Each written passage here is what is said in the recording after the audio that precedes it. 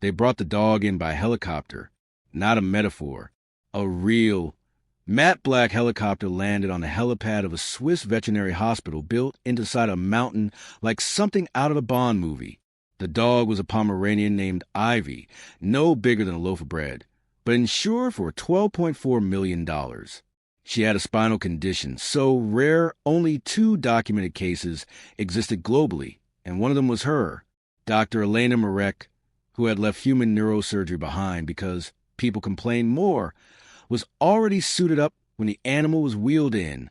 Behind the glass, watching with a stillness that only comes from obscene wealth and lifelong detachment, stood Marcelo von Ark, oil dynasty heir, art collector, and self-professed dog father.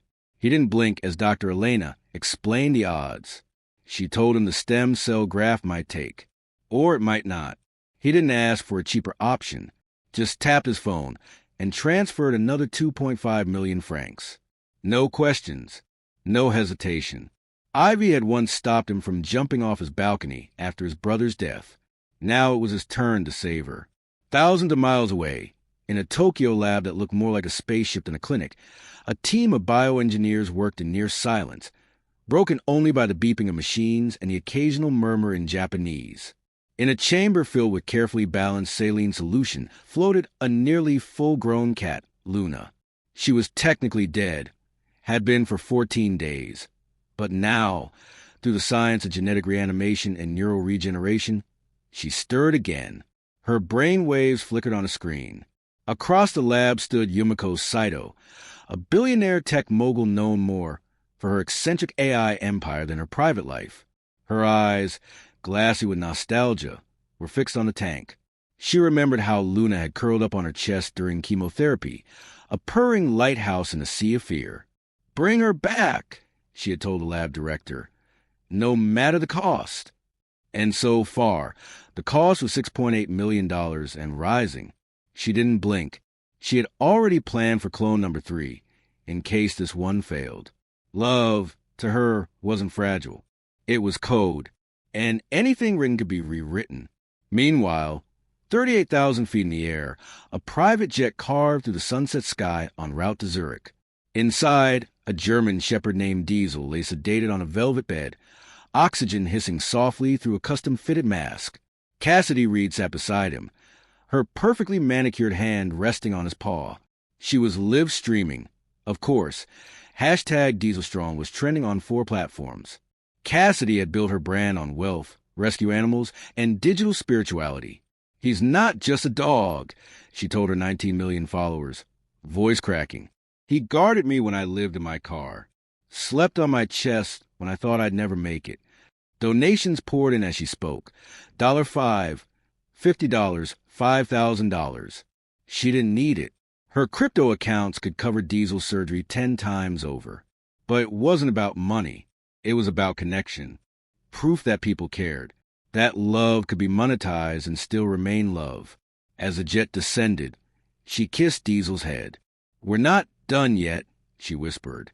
In Hong Kong, on a penthouse rooftop with koi ponds and bonsai trees older than some countries, a hawk spread its wings. One was bone and feather. The other, brushed titanium, the result of an experimental avian limb procedure that had cost more than most people's homes. Zhang Lei, a former underworld boss turned animal philanthropist, fed the hawk with chopsticks, delicately offering it quail meat as the city blinked below. Everyone had told him it was cruel to try, that birds didn't want prosthetics, that nature had made its choice. But Zhang had grown up watching this hawk from a windowless apartment, dreaming of flight. When he finally caught and raised one of his own, it became a symbol of everything he'd escaped. And when it fell, literally, from the sky during a hunting dive, he vowed to give it back its wings. "People say it's unnatural," he chuckled to a reporter once, "but so is every building in this skyline. And yet we call progress." And on a private island in the Bahamas, at the slow pace only wealth and age can afford, a 189-year-old tortoise named Hephaestus wandered across a hand-tiled marble floor toward a grove of mango trees. The floor was temperature-controlled. The air had to be precisely balanced in humidity, tracked by satellite-linked sensors. Margaret Bell, The 97-year-old heiress of a shipping empire watched him with a smile so gentle it barely registered. She had outlived 3 husbands, 7 dogs, and 12 assistants. But Hephaestus had been with her since she was a child, long before trust funds, backstabbing cousins, and international tabloids. "He remembers," she told her nurse. "He may not say it, but he remembers everything." She had just signed over the island to him. In her will, he would inherit a $28 million fund for continued care, his own legal guardian, his own staff, his own sanctuary. "He was here before the world knew my name," she said, sipping a mango smoothie. "It's only right he stays after I'm gone."